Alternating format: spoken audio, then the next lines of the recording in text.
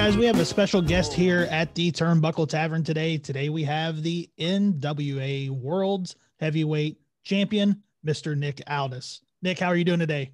I'm doing good, Chad. Thank you for having me. Awesome. We're super excited to have you. Thank you so much for taking the time to talk with us. It's I'd be lying if I said we weren't super excited for this. Oh yeah, absolutely. Well, I'm glad to hear it. Big fans. So let's go back to the early days when what was that early moment, that first memory of wrestling that made you fall in love with it? Well, I think the funny thing is in England, you had to have Sky Television, you had to have satellite to watch wrestling. I mean, I was born in '86, so my childhood sort of coincided with the end of British televised wrestling, on World of Sport, which was on ITV, which was, every TV in the country. And then, the proliferation of American wrestling. So predominantly WWF and then later on some WCW.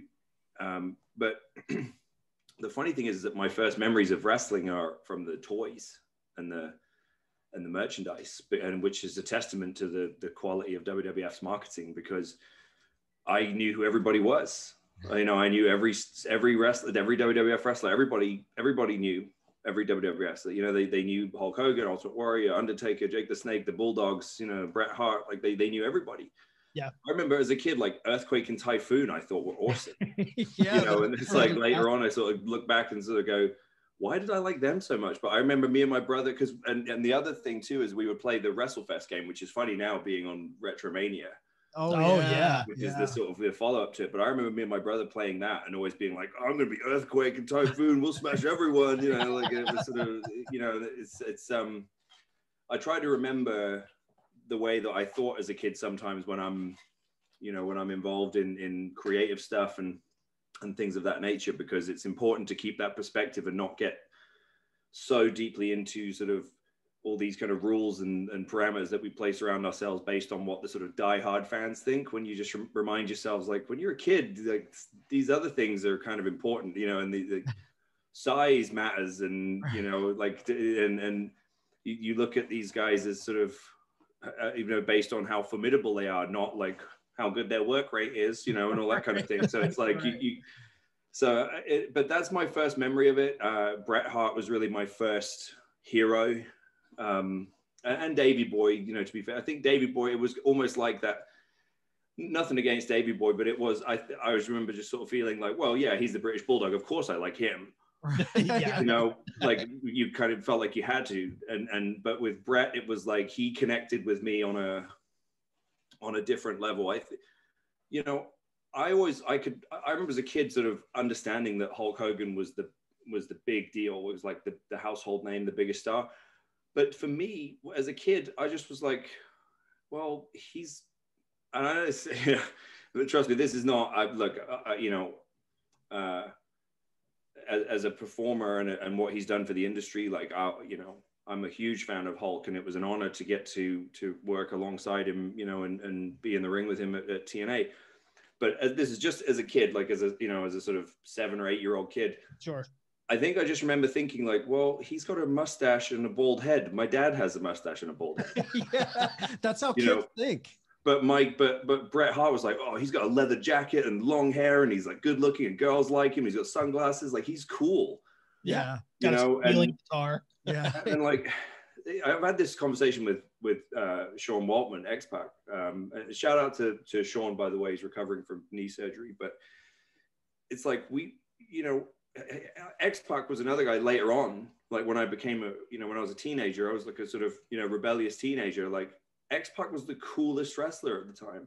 Absolutely. Like I said that to him, he was cool. Like everyone kind of knew like, okay, Stone Cold Steve Austin, like he's the man, and everyone kind of knew like The Rock's special. Like he was the next guy for me that was like, okay, this is my guy kind of thing. But X-Pac was the coolest one. Like, the cool rebellious kids were like, they were wearing like the DX69 jersey because that's what X-Pac had, Yeah. you know, and look, you know, I'm not going to lie. Like when I was in school, I was a sports kid. I was pretty popular in school, and you know, sort of played on all sports teams and all that kind of thing. So I think that went a long way, and I think that's perhaps an element of wrestling that is a little bit lost now, where it's sort of more it's more niche, right. And I think it's, you know, it's always wrestling always in my mind, I find wrestling is always more cool and more mainstream when it's not trying to be. Yeah.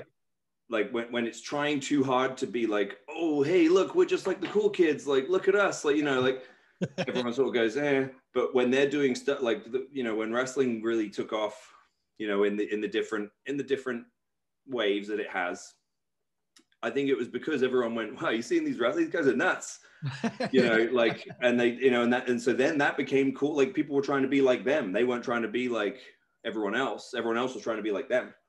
But yeah, so I've gone the long way around answering your question. But that was my first memory, was like of the sort of that late 80s, early 90s kind of very colorful, like the gold WWF logo and all that, you know, I had the ring with the buttons, the sound effects, and the, you know, spring-loaded, the Hasbro figures. Again, pretty cool to think that like I just had my retro sort of Hasbro style figure come out, you know. Yeah, recently. well, that was kind of my next one. Well, as you can see it behind Chad's shoulder there, we got the Dusty Rhodes Hasbro figure, and you know, the retro Hasbro figures are a huge deal to me, and I just kind of wanted to ask how the deal with Cella Toys came around and how special that was for you to get the Hasbro retro style figure.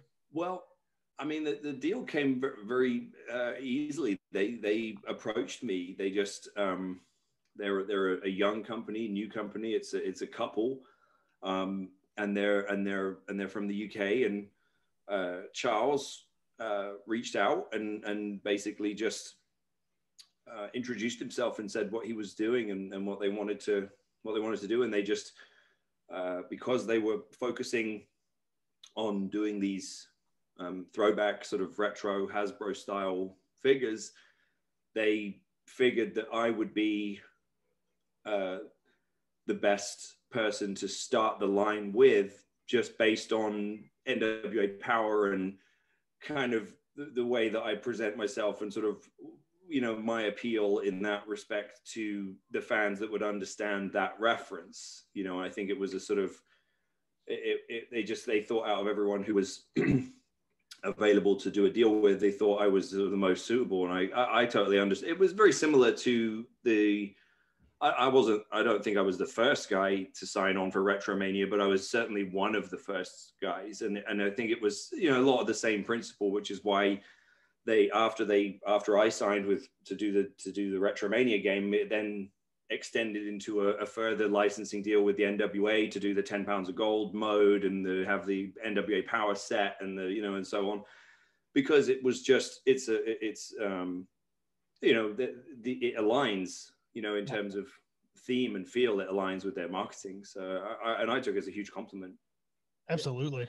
Now, I've heard you mention once before about these words of advice that you received from Harley Race back in 2007 at a training camp, where he told you could do something, kid. You know, at that point, that's pretty much the extent of it. Yeah. But at that point, you know, what does hearing something like that from a living legend do for a young talent? Well, you know, certainly there are people more qualified to speak about Harley Race than I, but by the time I went to Harley's camp in 2007, I had been a full-time wrestler. I was a full-time pro, which I think, I'm not sure a lot of my American compadres really understood, certainly in my early days at TNA, that's another story. But, you know, I was really, when you think about it, I was really part of the last territory, because I broke in with the Knight family. People are very familiar with them now, thanks to Paige's amazing success, and obviously the movie made about them and everything like that. But they were a wrestling family. They were all in the business. It's their primary source of income. At that point they had holiday camps and they had a training school and they had their own shows. And obviously bookings for other promotions. So that was a good education in the sense of, Ricky Knight gravitated to me because I think he realized pretty early on, okay, he don't want to be a weekend warrior. Yeah. He wants to do this for a living, right?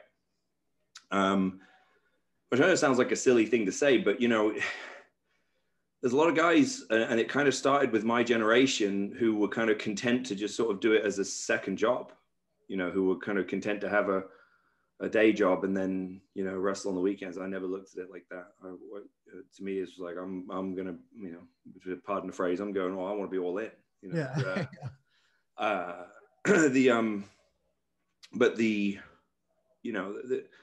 Because their whole family are in the business and the way the holiday camps work, those shows are often only an hour show.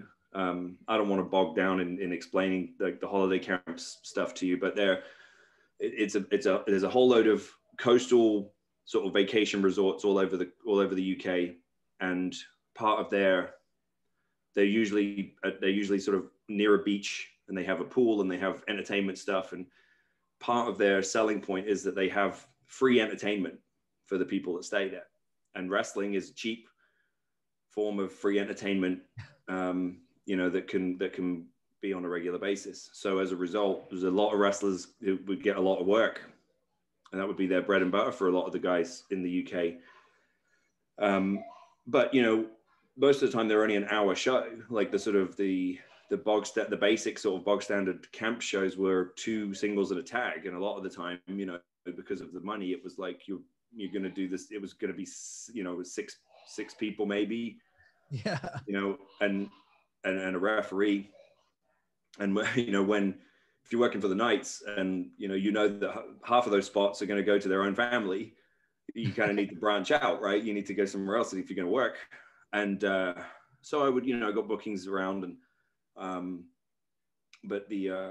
and I got to work early on. I got to work with Doug Williams. Like, Doug came to the Dropkicks Academy where I was doing some more training, and he recommended me to some promoters and even said, hey, you should let me wrestle him. I'll get a match out of him. Let me show you what you can do. But they all said the same thing. They said, you need to go work for Brian Dixon. You need to go work for Dixon. He's got the look you like, he's got the most shows. He's got the biggest shows. He was the number 1 promoter in the UK. He's the number 1 promoter in Europe. And Brian, at that point, he was running, my first year working for Dixon, I probably did 200 shows, Oh, wow. And so when I came to do Harley's camp, I took time off my job wrestling to to come and sort of enhance my skills, to come and work on my craft, and a lot of the guys there, they couldn't believe it. It was the Americans, they were all working independence and whatever. They couldn't fathom the idea that I wrestled that much, full time. But I don't know whether I think that helped with Harley to a point, because I did sort of come into the business in that sort of pretty old school way. It was sort of, it was hard. You put the ring up, take the ring down. Right. Doing jobs a lot, and all that, and not getting paid very much, and a lot of traveling, and a lot of sort of mouth closed, ears open. And I don't know whether maybe maybe Harley just sort of sensed that and understood that, but he was very enamored by the fact that I had come such a long way, to train with him. I'd scrape together the money to come to Eldon, Missouri, right? Yeah. From the UK, and I think that went a long way with him. He was kind of like, all right, that's unusual.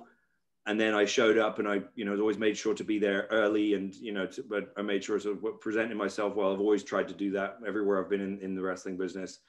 And Harley, anyone will tell you, he was a man of few words. He didn't say a whole lot, but when he did speak, it was impactful and it was important.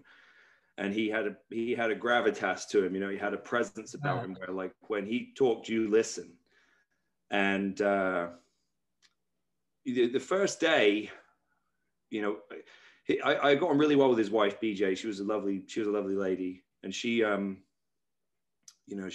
was, I think she went a long way in sort of getting me over with Harley, because I think she was the one who sort of went, this guy's come all the way from England, and blah blah blah. But I guess I was 19, I think, when I went to do that camp. And, I was in pretty good shape by then. I'd been sort of working out pretty hard. And, for a 19-year-old anyway, I was, had a decent look. And so I think right away, Harley's kind of like, okay.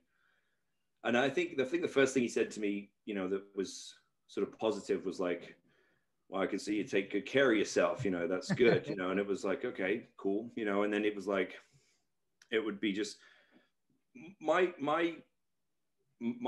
training was rooted in the British style. I like a lot of catch wrestling, a lot of European style sort of catch wrestling, and so because some of the guys that broke me in were still from that old school thing of like, well, you got to be able to handle yourself in case someone tries to take liberties with you. So I got taught all these sort of grommets and cross faces and ways to get out of if people tried to shoot on you and stuff.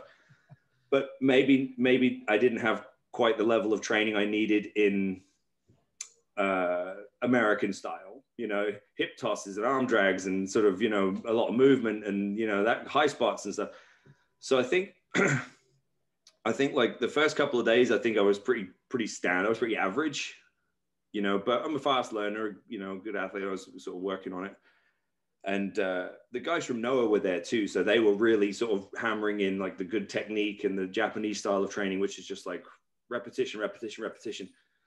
But I think once we got to sort of some more of the wrestling stuff, some more of the sort of catch wrestling and stuff like that, I think they started to realize, okay, this guy's well schooled in that. Right. And then between those things, and then, I've always been fairly comfortable talking and, and on the mic. And so I think, but after, about halfway through, Harley started sort of, I would do my drill or whatever. And then Harley would sort of position himself where he would be kind of sitting like a kind of, like kind of king silverback gorilla kind of, overseeing everything. Right. And then like, so guys would come past and he might be like, hey, and then send them off. And it would be like, it would be the same 4 or 5 guys every single time they go around. Harley would pull them and give them a little, and it would be like myself and Joe Hennig, a couple Sam Shaw, who's now Dexter Loomis. Yeah. It was like he knew, he could see like, okay, the guys who were kind of, and he, after about 3 or 4 days, he would just point to it, and sometimes it would just be a case of like, you look real good out there, kids, you're gonna do something. And he, like, honestly, the training, was incredibly helpful to me. But as much as the training was helpful, just getting to be around Harley, and he, took me to his office and he showed me all these old pictures and showed me old like paychecks from, some of his biggest paydays from the territories and stuff like that. It was just inspiring, and yeah, and just getting to just understanding like, okay, he's taking an interest in you, which is a good indicator that, you've got a chance, right? Like Harley's like, are you going to do something? Like that's pretty high praise from Harley. So I was, very, very humbled by that and honored, like, that I was able to. I always feel there's a little bit of fate in where I ended up as far as sort of playing such an important role with the return to prominence of the NWA, because you know, to then come full circle with Harley, especially, you know, before he, you know, unfortunately passed away. You know, I mean, even to be invited to his funeral was you know, to me was a sort of a real, you know, was obviously a dubious honor, a sad honor, I should say, but an honor nonetheless, you know, because it was like a who's who of the wrestling business. Absolutely. Yeah. And it's like, wow, you know, I was thought highly enough to be, you know, invited to go. And, you know, just he plays a big part in my story for sure. So you kind of came to prominence for American fans in TNA. You got the opportunity to kind of sit under the learning tree of Kurt Angle, Sting, Mick Foley, Kevin Nash. Is there any one thing from that time that you've kind of carried with you learning from those guys? Well, Kevin especially, really, it was a little bit like Harley in that just Kevin's willingness to spend time with me, and just kind of let me be around and sort of absorb through osmosis, was a good indicator. You know, I remember when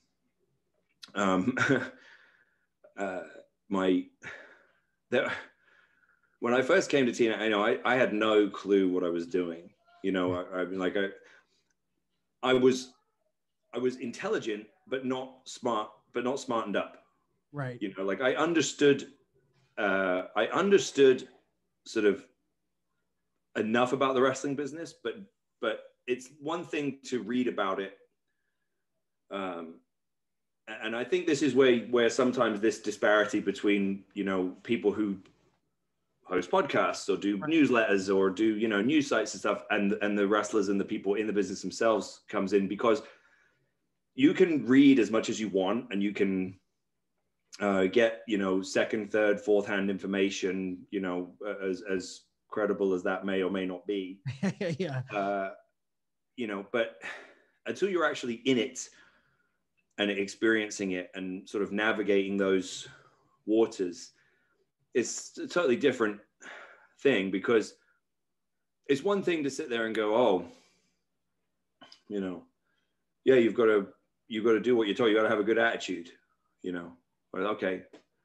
But then it's like, but if someone asks you to do something that you know is like not the right thing to do, you're your own business, you know, you're your own product. Right. Like, so it's not as simple as just going, oh, well, I have to have a good attitude, you know, because it's like, well, it doesn't really matter what attitude you have if the fans don't think you're worth a shit.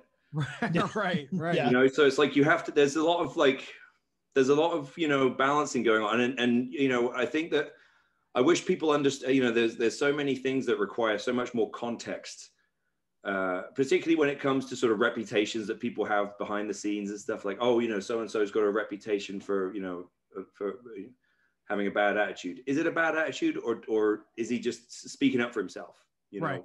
Yeah. Or did he have a disagreement with one person, the wrong person, who has now gone out of their way to, you know, because remember, this is true in all facets of life, not just wrestling, but if there are people in life who want to control everything, and if they want to control you, and if they can't control you, the next best thing is to control the narrative about you.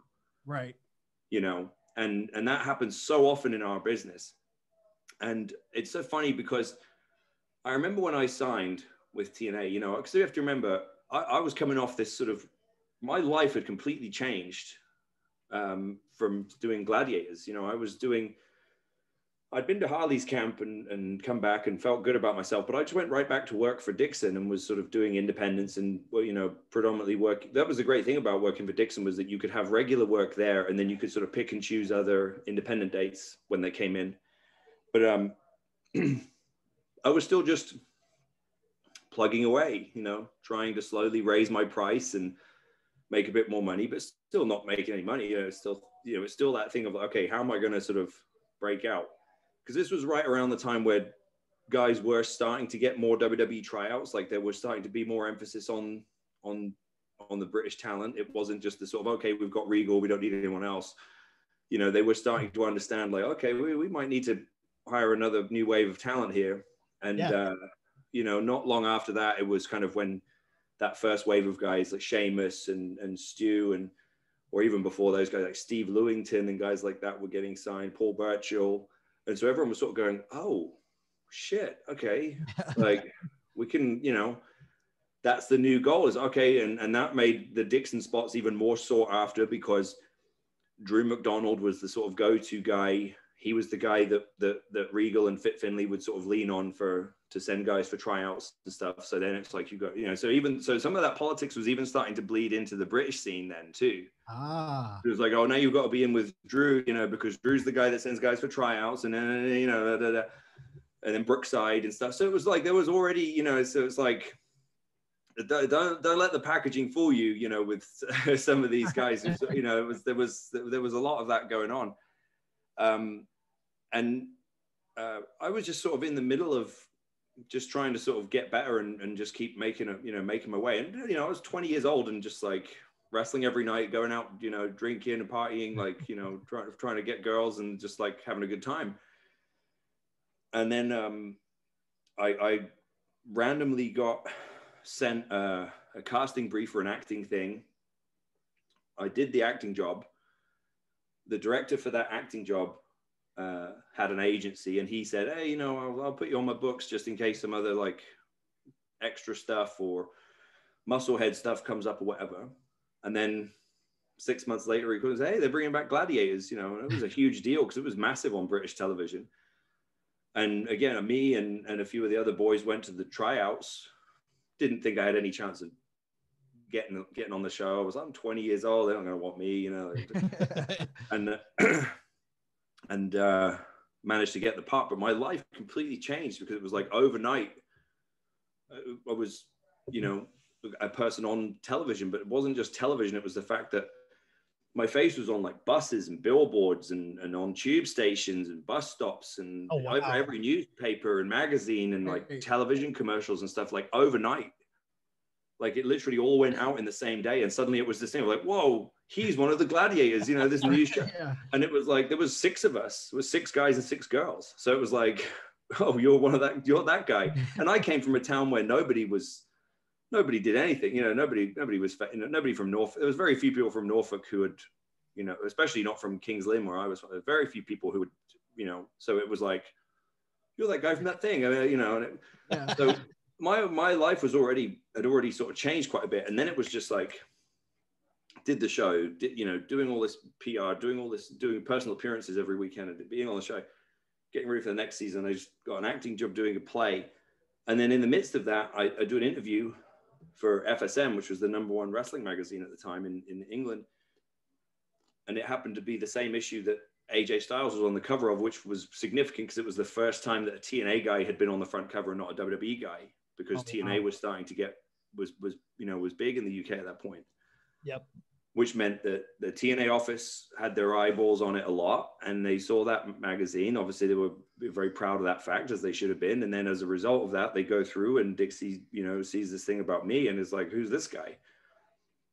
At the same time, as I came to find out later from Kurt Angle is overdoing PR stuff, and he's in his hotel room and he's flicking through the channels in the hotel, and Gladiators comes on, and he's like, this guy has to be a wrestler, you know, because I was cutting wrestling promos. Anyone who was watching, like any wrestler could tell, you know, there's a cadence, there's a distinctive feel and cadence to the way you cut.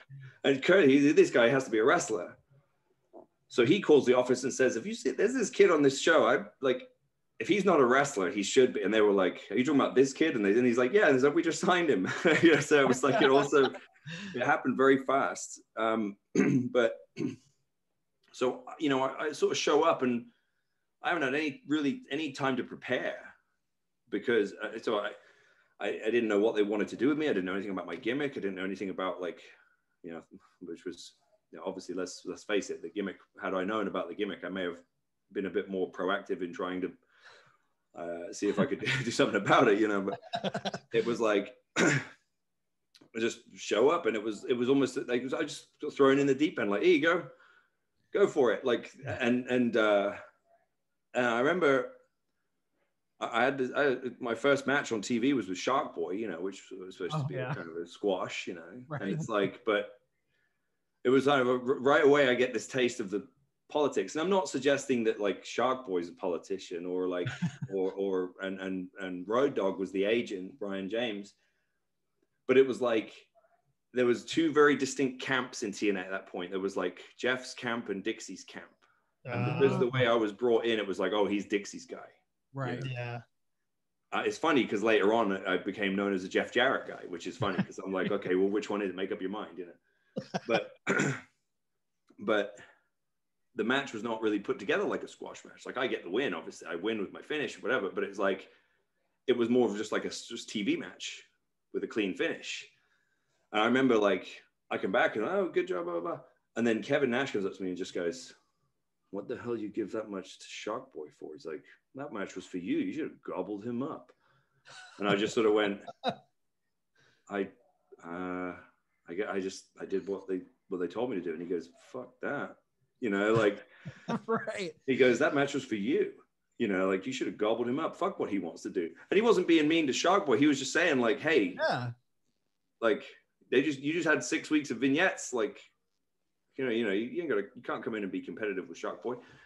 And it was like, but what am I going to say? You know, at 21 years old, what am I going to do? Hey, I don't think he should be getting that much. You know, I would have had nuclear heat, you know, to be like, hey, I don't know if Shark Boy should be getting that much offense in on me, guys. You know, like it was, you know, so it was just right away. But Kev was just like, all right, listen to me. You know, like it's easy for Kevin Nash to say. That's a good lesson to learn. But yeah, it was like, and I think, you know, and then Davari became one of my best friends, and we were roommates for a while in Florida, and like he smartened me up a lot because he'd been around. You know, he was another guy who had come into WWE super young, so it had to sort of, you know, made a lot of mistakes and learn from them.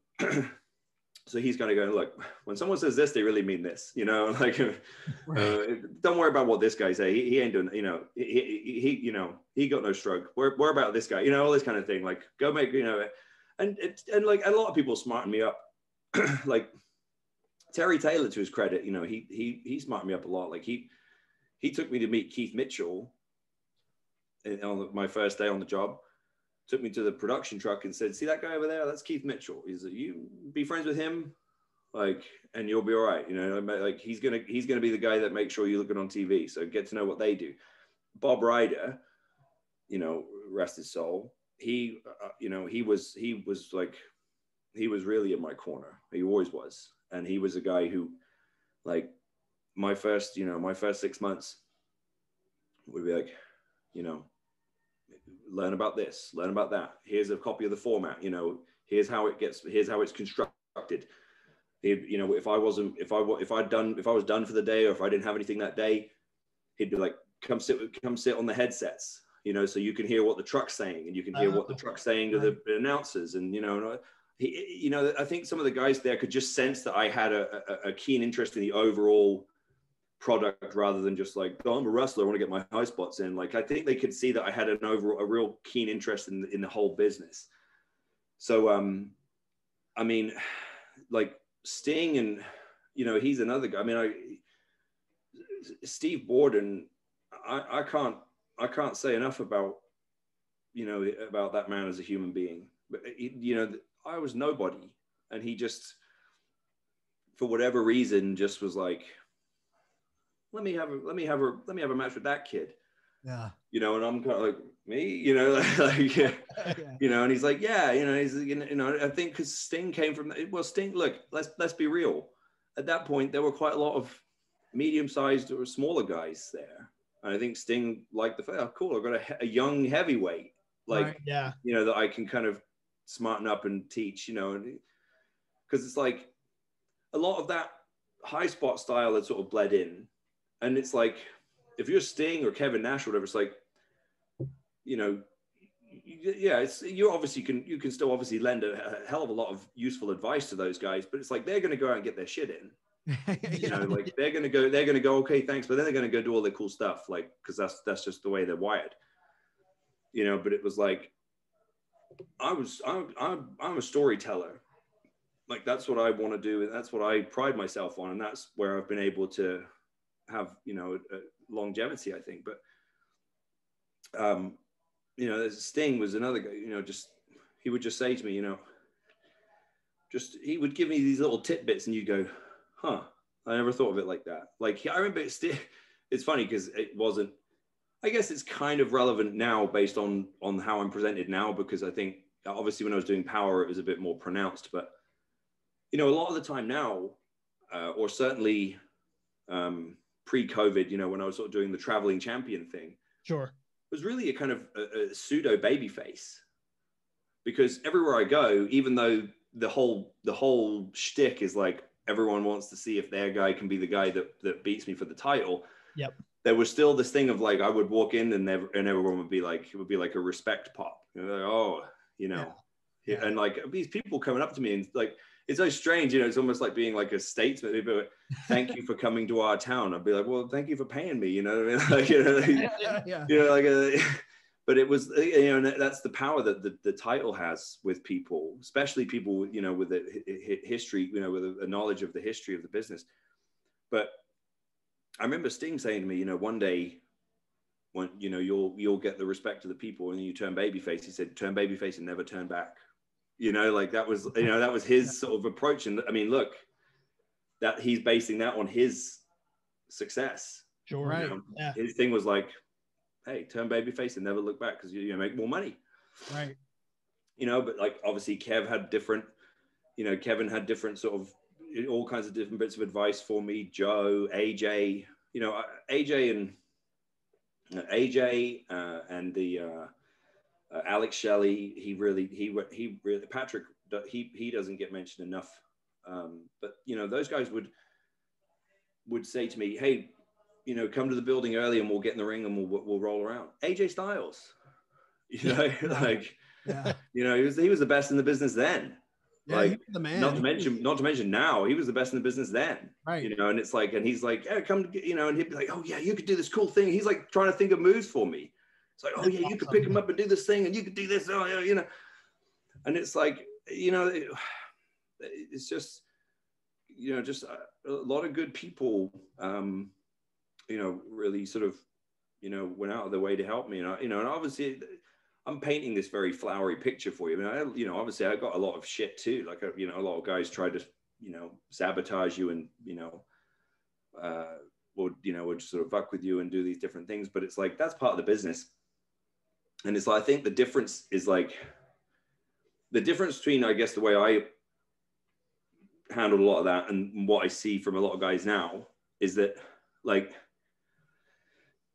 I always just sort of understood, like, that's part of the game, right? No one's going to make it easy for you, right? Yep. So I'm not about to go, okay, I'm going to do a big expose and like, this guy didn't like me and he tried to sabotage me and do this and do that and why. It's like, that's part of the game. Yeah. Right. Fucking eat it and move, like, deal with it or get over or don't, you know, like figure out a way to make money and, you know, and be like, protect yourself. Right. Like, you know, everyone's been through it.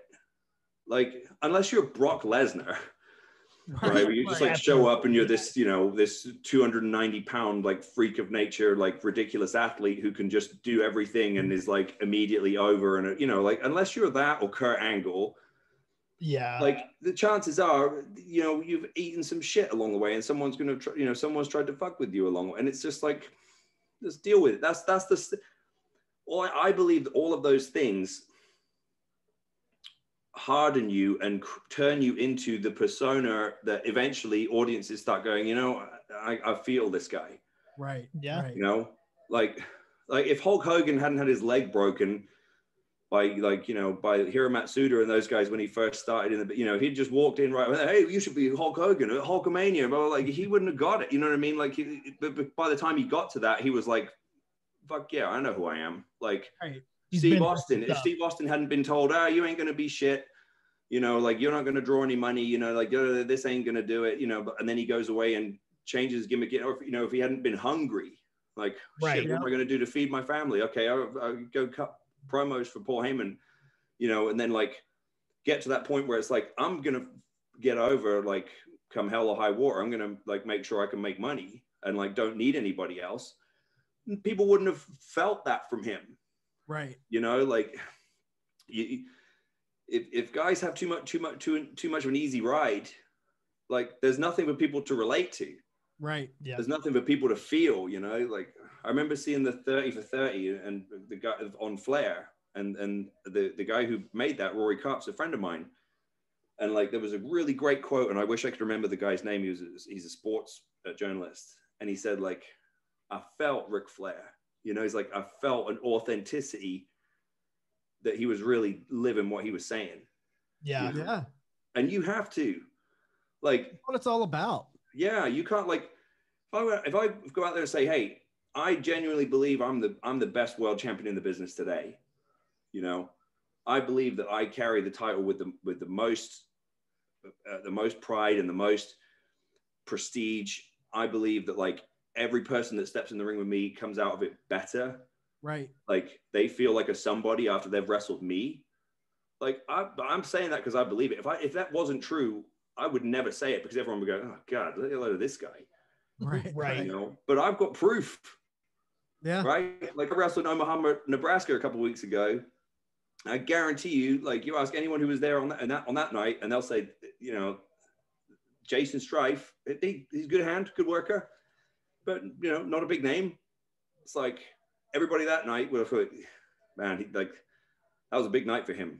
Yeah. You know, Well, I'll that's tell my you. job. Yeah. Well, I mean, it's probably been, it's well over a year now, but when you were I went to an event where you wrestled Neon Ninja Facade, and that match is still talked about around this area. Really? Yeah. Yeah. Well, and that's my job. Yeah. You know, and I you know, I got that from Flair and Harley, like, because the same thing, you know, I've been to places like that, West Virginia and, you know, the Carolinas and, you know, all kinds of remote parts of this country where someone will tell me, oh, man, I was here one night when SD Jones wrestled Ric Flair, you know, and I was like, look, nothing against, like SD Jones was great, but, you know, but I'm saying, like, had he not wrestled Flair, that guy was not going to be talking about SD Jones. Yep. And you're kind of carrying on that legacy now in NWA. And I'm trying to. I know that you get asked this a lot, but we are diehard Power fans. And everyone's wondering when Power will come back. And, you know, you guys pre-pandemic were firing on all cylinders. I think you guys were the most original wrestling show out. And you had the ROH partnership. You had the Marty Scurll feud that was really bubbling. So with all that being said, has there been any silver lining for you in this NWA hiatus that you think could actually strengthen the company moving forward?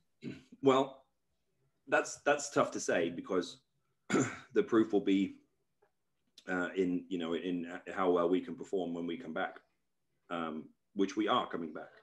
And we love to hear that. Any day. Can you give us a time frame that you come back? I can't say too much, but I get the feeling that NWA fans will be hearing some exciting news within the next 3 or 4 weeks. Oh, I like that.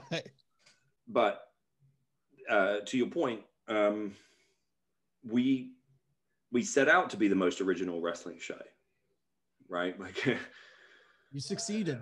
I mean, I believe that. I believe that this was a Dusty Rhodes quote. If it's not, I apologize because I'm crediting it to Dusty. But he said, "You can be better than or different than." Yeah. You know, and if you're entering into this business, into this industry, and you're trying to do it on a high level, and by a high level I mean streaming content or televised content, you know, that's going to be compared obviously to the market leader being WWE. Right. You're suddenly faced with this decision of, do we try to make a product that compares with a multi-billion-dollar juggernaut. The McDonald's of wrestling. Right, exactly. McDonald's it's exactly the analogy I use. That is what they are. Or do you try to be In-N-Out Burger? Exactly. It's do better. You try to be the one that you may not be able to get it as often, but when you can, you get excited about it. Right. When you go to the West Coast, you go, oh, I'm going to get In-N-Out Burger because I can't get it all the time. Oh, it's so good. Yeah. You know, now it's debatable whether is it that much better than McDonald's, you know, or is it different, right? Like, or is it, you know, is it there are elements of it that are better than McDonald's, but there are elements of it that maybe aren't, you know, like there aren't as many things. In-N-Out Burger is exactly, I'm telling you, that is the analogy I always use for us in the industry, because the perfect analogy. Well, because when you think about it, it's not just on the level of the, you know, okay, limited availability creates enhanced demand, but also it's like it's a limited menu, you know. Yeah. We ain't giving you sweet and sour chicken special, you know. Yeah. We ain't gonna try to give you like, you know, the weird, you know, we're not doing the McRib. You know, we're not going to partner with M&M's. Oh, we're going to M&M McFlurry this month, and you know, then we've got a Snickers McFlurry. No, it's going to be burgers, fries, and shakes. You know, right? And like variations of it based on your taste, but it's like it's meat and potatoes, you know, and it's like but it's done well, right? It's quality ingredients with quality recipe, you know, quality recipe. Tried and true kind of formula, and we don't, you know, and that's what we want to, you know, it's what we want to work with and appeal to it. Now, obviously, we're going to experiment with different ingredients and a, you know, new delivery system, but our approach has always been traditional values, right? You know, meaning that wrestling for me is escapism, it's athletic morality plays. Yeah. Right. Yep. It's an athletic morality play. It's you know, ballet with violence. It's Shakespeare with violence. You know, Shakespeare for the masses. It's Broadway with body slams. Unapologetic, you know, wrestling. Yeah, right. We are wrestling. Yeah. Okay? And fucking proud of it. Right. Absolutely. Like, and this is, I want to make this point too. There's a barbecue joint in Nashville that's really popular. And they have on their cups, "We don't need you to hate anyone else's barbecue to love ours." And that's exactly how I feel about the NWA too. I don't need you to hate WWE or hate AEW or hate Ring of Honor or hate Impact. I don't need you to hate anyone else to love the NWA. Yeah. Right? I don't care. Yeah. Like if I ever describe how the NWA intends to be different in a very crowded marketplace and use something that is clearly describing one of those other organizations, it's not a knock on them. It's just a description of how we're trying to be different. So for example, when I say we're wrestling and fucking proud of it, we're not Hollywood. We're not trying to be something we're not. I'm not saying that they're trying to be something they're not either. That's up for anyone else to interpret on their own. Sure. Right. But I'm saying when our guys go out and talk, they're speaking from the heart. Like they you know, it's their own material. They'll sink or swim on their own material, right? Their own brains, their own balls, right? And their own guts. And the same with their work in the ring. Obviously, yeah, Billy's the final say on everything. The buck stops with Billy. But when you see guys going out there, they're experimenting. They're doing their shit. You know, they're doing their thing. And so when we've seen that guys who had previously not been able to get any traction on a national stage, you know, do a season with us and then go on to do something, go on somewhere else, like we good for you, man. Merry Christmas. Go do it. You know, like, because this will still be here. Like we're not in a war with we're not in a war with any other promotions. And for right? you guys, I feel like when you see someone like an Eddie Kingston or a Ricky Starks move on during this pandemic, it's got to give you hope and reinstill like some confidence that, hey, we can build a new roster. We can find new guys. Trust me, and this is not a knock on them or anyone else, but like the person who fretted the least about quote unquote losing talent was me. Right. I said a year ago, if you know, nobody was going, oh my God, the NWA can't survive without Ricky Starks. Right. Right. You know, right. Because we presented him to you. Right. Like, and so it's like, again, I think that's just a mentality, is like a hangover from this Monday Night Wars sort of fantasy that a lot of fans in our generation, we weren't really there for it. You know, like we were sort of there, but we were still young. We didn't really understand what was going on. And then we read all this, and it's all just been, you know, just drug up and, you know, ridden into the ground over and over again. I mean, how many times can we hear about like the fucking Monday Night Wars and like, oh, this guy left and that guy left and this guy, you know, and the Montreal screw job and you know, like, and I think that what happens is that, you know, that our generation of fans are so desperate to have our own sort of thing, you know, our own war, that we could say we were there, you know, we heard this stuff. Oh yeah, you should have heard. This guy's contract was coming up, and oh, this guy left, and oh, you know, he buried him on the way out, and oh, he did the shoot promo, and it's just like it's so fucking lame. Like, just, you know, it's like a lot of it's all just fantasy. Like, and you know, I just don't get. I'm just like, hey, I'm at a table that's paying out for me. Right. So I'm playing. I'm still playing because I'm on a hot streak and the table's paying out. It's not the same for everyone else, right? That's the way that wrestlers look at the industry. It's like, well, how they used to anyway. Like, hey, I got a good thing going here.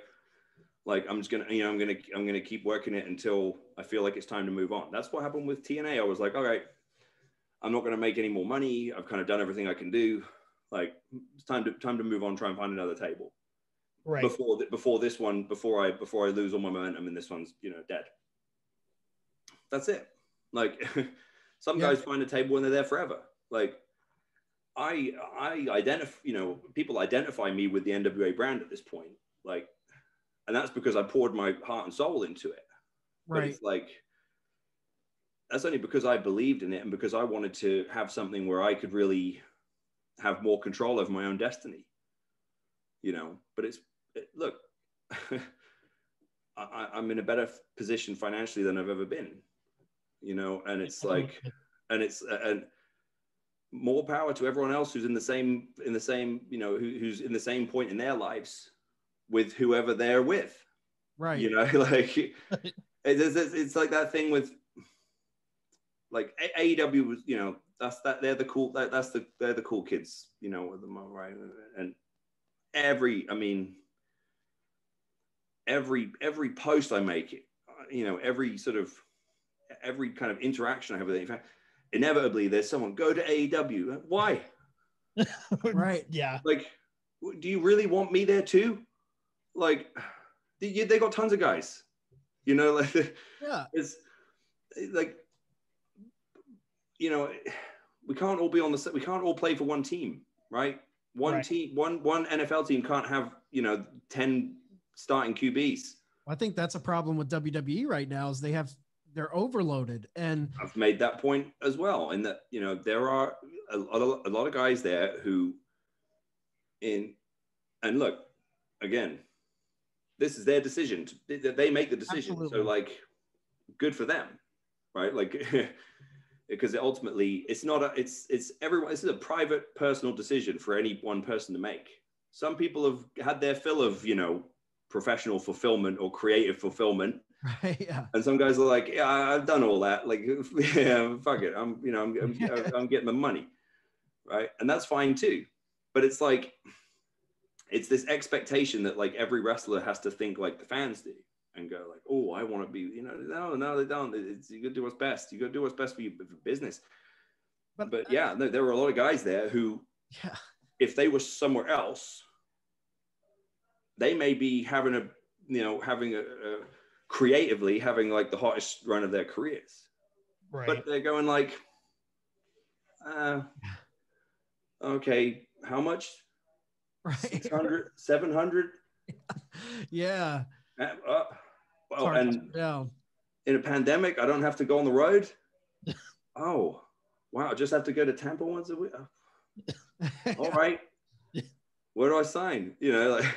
But I think the beauty of it for you guys right now, like NWA, you don't have, and everyone doesn't have to be in one place, like you said, because you guys have a very cordial relationship with AEW right now. Impact and AEW are very cordial. It's all, I'm getting this vibe of almost like, I want to pause at saying a return to the territory days, but it does seem like companies outside of that McDonald's, Stamford, Connecticut company, you guys are a little more willing today to kind of put those big matches together if need be, if it's going to make money for everyone. Well, yeah, and I wouldn't even exclude WWE from that conversation either. Yeah, that's true. I mean, if they would play ball, why not? Let me ask you this. Who owns more NWA content than anyone else in the, it's WWE. Vince, yep. So it's,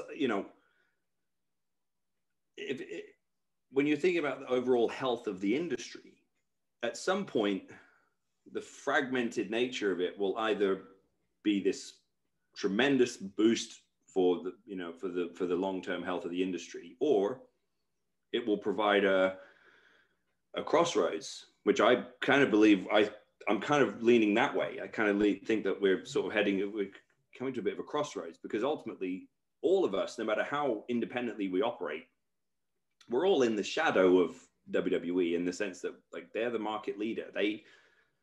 When they make big money moves, like that Peacock deal, for example, or stuff, it's like, if you're looking at things on a sort of on a long-term big picture, like I do, kind of going like, that's actually that might be a good thing. Because it's like some other media company goes, I paid $1 billion. I paid $1 billion for that. Let me have a closer look at this, and then I wonder where can I get in on some of this, like, oh, maybe I should get in this space, because they see the consistency of the fan base, the consistency of the demos and all these different things. So, and the point I'm making is that we all sort of operate in their, we're all kind of in their slipstream in different ways, no matter how much we operate independently. But ultimately, we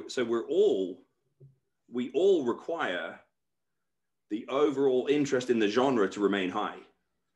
Right. It's good for everyone. And if there comes a moment where they decide that interacting with,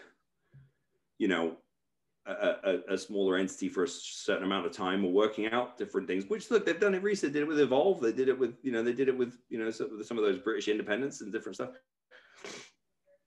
And they've done it before with ECW. And so it's, this is not a new thing.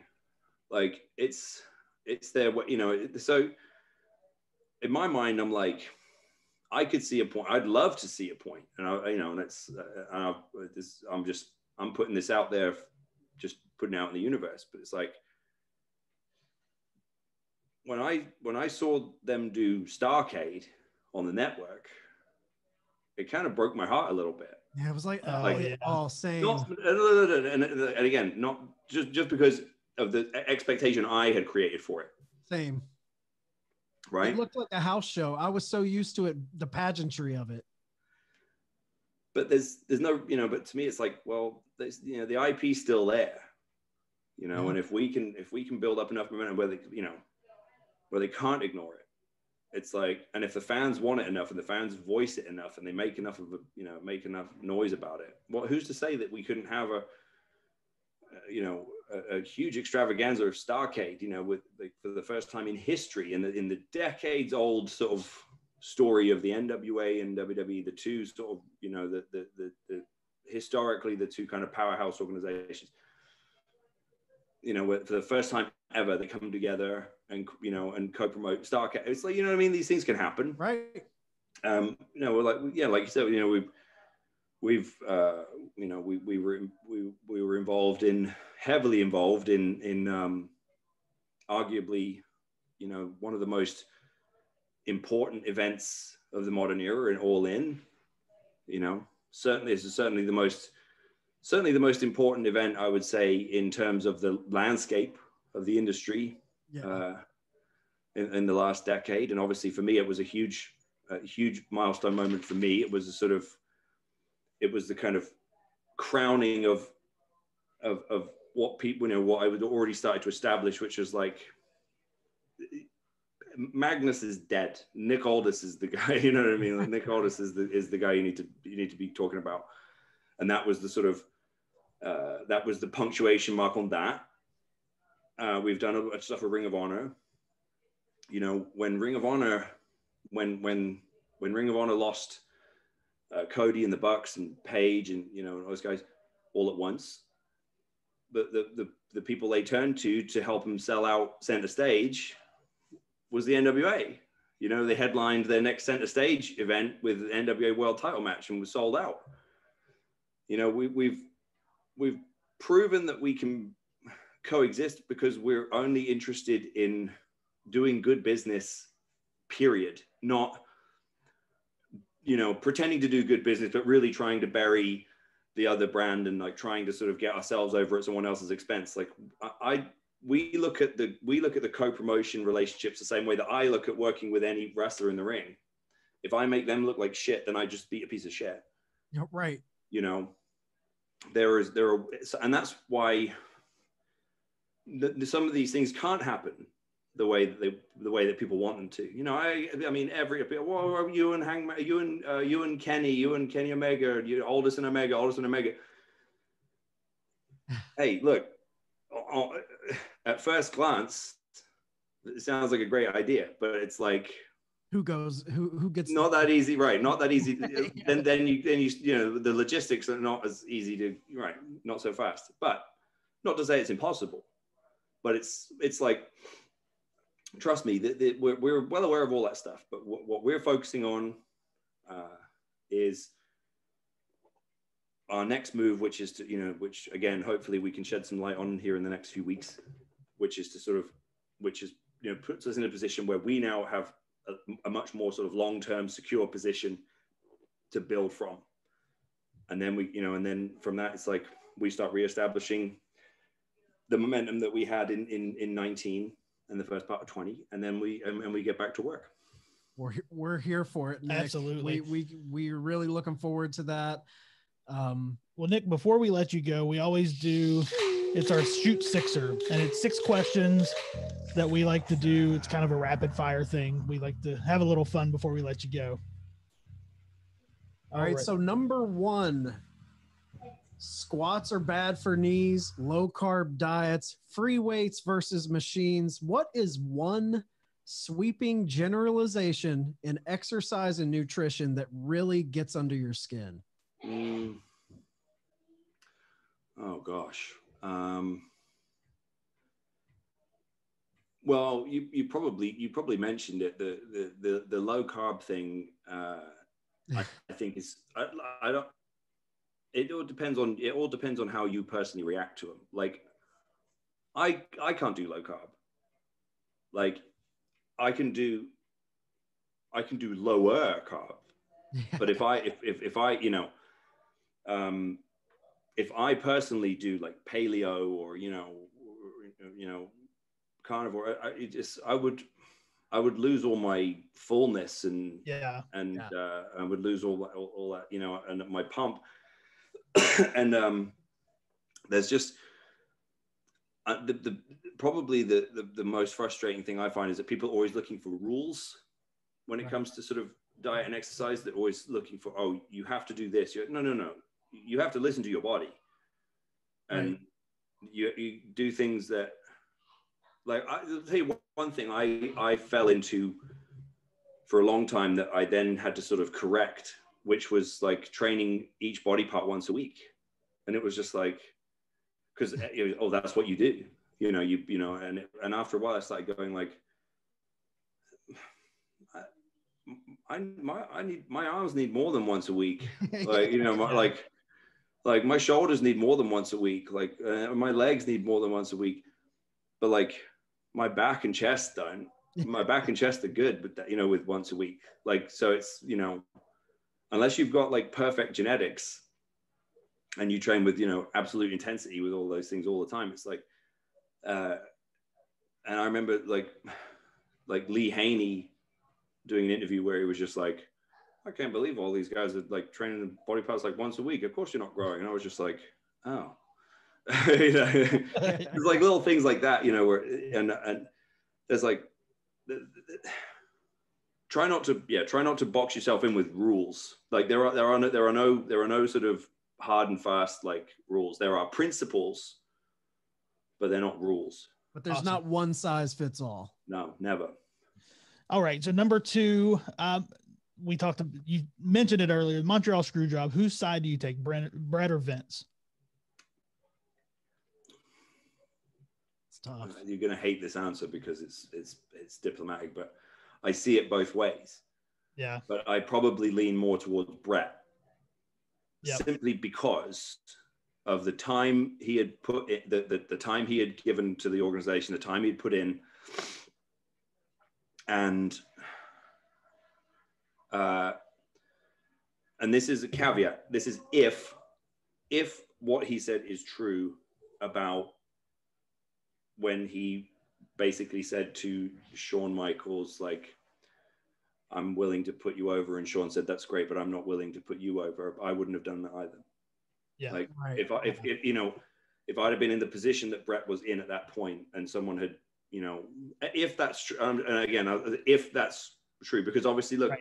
I love Brett, but I love Shawn too, you know, but it's, you know, with these things, people's memories and their interpretations of things and the way that the context that they put them in, you know, a lot of this stuff can get really skewed and thrown out of whack. Yeah. But because I remember for a long time when they were, you know, they would push this, they would talk about it. They would say, oh, Brett didn't want to lose in Canada. Yeah. You know, and I remember thinking like, I just don't see that. Like, I remember, I know it was like an old school thing where like guys didn't want to lose in their hometown, but I was like, I just don't see that. Like, right. You know, he would have like put it this way. What you think if they'd have asked him to lose to Owen, like he wouldn't have lost to Owen? Like, of course, right. You know, like, so, but it's like because these things get twisted and changed and, you know, to sort of fit. So, but based on what the version of it that Brett gives, which is that basically it wasn't about Canada. It was Shawn. It was about like the disrespect, you know, shown to him. And I think that for me, the whole thing just seemed unnecessary. Yeah. Like, yeah. We could have figured out something else. Right. Like, I agree 100%.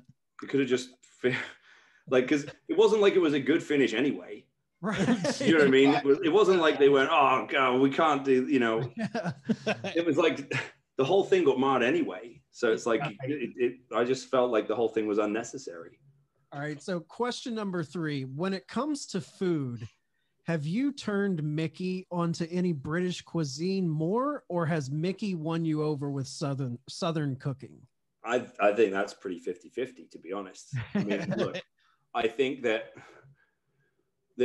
difference is obviously is that I live here. So there are things that, you know, I really look forward to when I go home, because you can't, you know, because Americans try as they might, they just can't do it the same way, like fish and chips. Yeah. Sure. Like real fish and chips. It's like, I see it in bars here and stuff, and I just go like, what is that? Like, frozen like crap, like little pieces. That's not fish and chips, you know.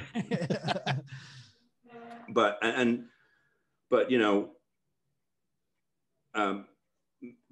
but a lot of those things, Mickey really looks forward to them now too. When we go back over there, you know, she's, I can't wait to get that. Or I love this, you know. A lot of it's just stuff that my mum makes, you know. Yeah. My mum makes, like, you know, apple crumble and you know, and things like that. And then so he's like, oh, you know, my mom, Mickey's favorite thing my mom makes is banoffee pie, which is funny. I didn't even really realize that was a British thing until Mickey really, because Mickey just would just talk about it so much. Oh my God, no, you've got to try. You know, I love this banoffee pie so much. She was telling all her friends about it. She's like, it's this British thing, and I go, is it? Like, sure enough, I guess it is. I don't, you know, but here it's like, yeah, I mean, Mickey does like, she'll just sort of cook differently to the way I cook. So it's really good. It's interesting because she'll do like fried apples, you know, with pork chop stuff. And I never think to do that, you know, right. Or, you know, I'll do sort of roast potatoes, like sort of a British, like more British style, but then she'll do, you know, she'll do like mashed potatoes and gravy, you know, and just, you know, just little things like that. Whereas, and then, you know, then when she does, like, oh, like collard greens, like I love collard greens now. Oh yeah, you know, just super southern. Like Mickey popped me the other day on Twitter because she was talking. I forget who she was tweeting back and forth with about Duke's mayo. Oh yeah, that is a thing. I had to have to be Duke's. You gotta have Duke's mayo. Gotta have Duke's. All right, question 4. I know you're a boxing fan, so if you could pick one wrestler to have a shoot boxing match with, who would it be?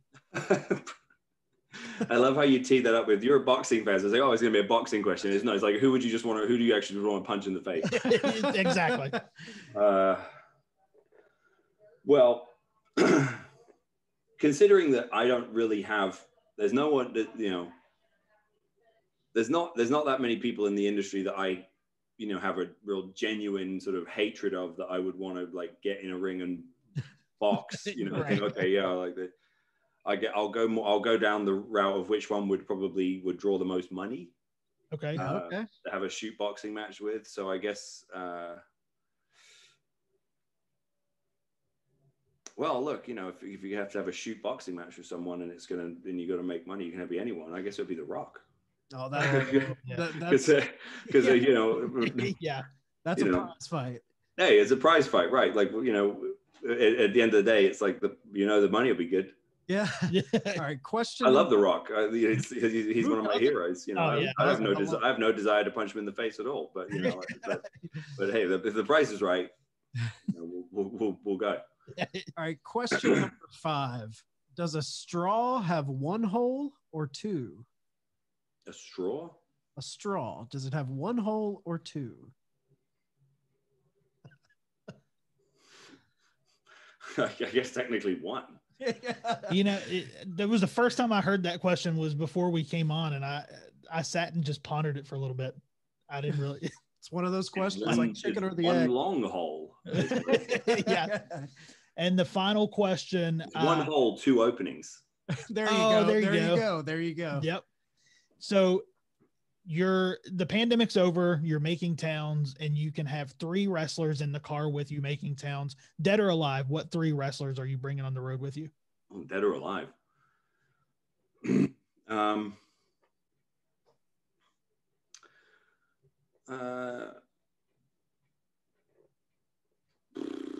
Well, I'd say Tom Latimer. He's my best buddy, and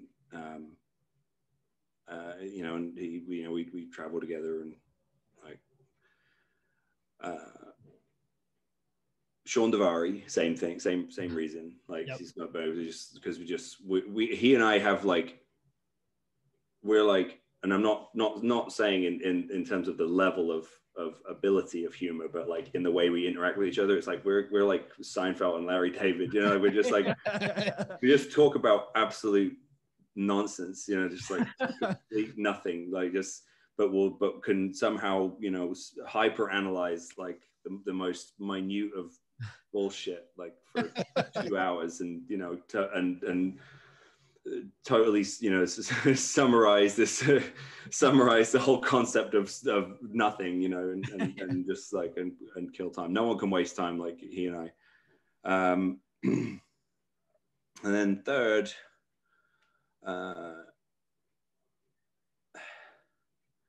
I always enjoyed traveling with Borash, Jeremy Borash. He's a wrestler, okay. technically, but Yeah. He seems like he would be super fun to travel with. Man, I would travel with him sometimes on TNA house shows, and he's just a super fun guy another guy who's really quick-witted, good, like you can really bounce, like you can have some real to me it's like it's about the quality of conversation. oh Sure. yeah. Like I'm very much a conversationalist, like I like guys who are good sort of raconteurs, who can really sort of Tell a good story. Sure. yeah, and can sort of venture out of the realm of just wrestling, like Yeah. what they're doing, like what they like and don't like about wrestling and what's going on in the wrestling business. I like people who can sort of venture out into other areas and disseminate them. I like that. Well, that's awesome, man. Well, again, we couldn't be more happy that you stopped by to have a talk with us. I mean, we had so much fun talking to you, and we are looking forward more than anything to Power coming back and seeing you guys back on bringing that content. Yeah. And can you tell our listeners where they can find you? And yeah, so on Instagram I'm at Nick Aldis, and on Twitter I'm at real Nick Aldis, just to make sure I'm the real one. but I'm verified on both, so just look for the blue check. And if I know we touched a little bit on health and nutrition, my recently launched supplement company, Legacy Sports Nutrition. There's some really great products out there right now at legacysups.com. We've got a couple of really great test boosters. We've had some really great feedback from our customers on that. They've got a sleep aid, which is seriously legit. Recovery PM. Like if you're having trouble sleeping, especially now, and a lot of people are having trouble with their sleep patterns and stuff being affected with pandemic and spending a lot of time in front of a screen, and with I don't know if you guys have paid attention, but there's a little bit of unrest going on in the world at the moment. Yeah. And a lot of things keeping people up at night. And if you're not sleeping right, your health and your body's going to let you know, and it's going to cost you down the road. And Recovery PM has a seriously potent blend of all natural ingredients. It's got things like 5-HTP, melatonin, GABA, which is super, super important. I mean, I use all this stuff myself.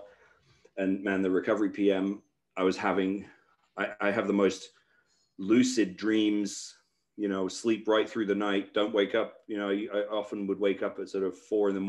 and then kind of lay there for a bit, and then, and then kind of drift off again. I sleep right through the night, wake up just like, whoa, where am I? Like, what happened? Yeah, the real good deep night's sleep. That's Recovery PM. But all of those things and a great fat burner and a great pre-workout, all available at legacysups.com. And if you use code ALDIS, ALDIS, you'll get 10% off everything. Perfect. I think I'm definitely going to be checking out some Sleep the PM. Yeah. All right. Well, again, you always have a seat here at the Tavern. We appreciate you stopping by, and we hope you have a great evening. Nick, thanks so much. My pleasure. Thank you, guys.